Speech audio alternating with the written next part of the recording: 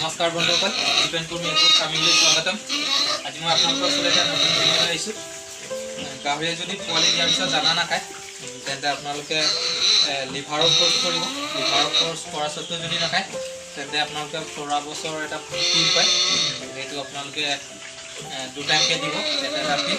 গতিকে মই এইটো দি আছোঁ, এইটো 4 পিল হ'ব। মই কেনেকুৱা আপোনালোকক গাহৰিক পিল খোৱা সেইটো আজি দেখাই দিছোঁ।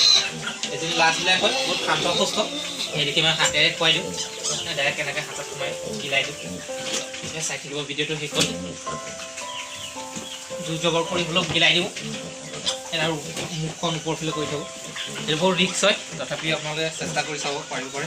তো এজনী এতিয়া খাই দিলে পিলটো, 2টা পিল, অকণো নষ্ট হ'ব নাই।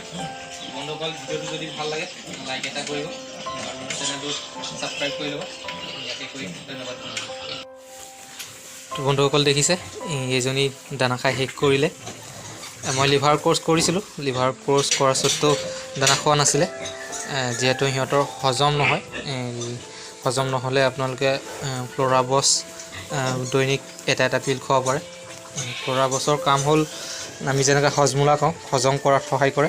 সেইটোকে হজম সোনকালে হ'লে দানাটো বেছিকৈ খাব, সেইকাৰণে মই ফ্ল'ৰাবছটো খুৱাইছোঁ। তো আপোনালোকে ফ্ল'ৰাবছটো ইউজ কৰিব পাৰে। ধন্যবাদ।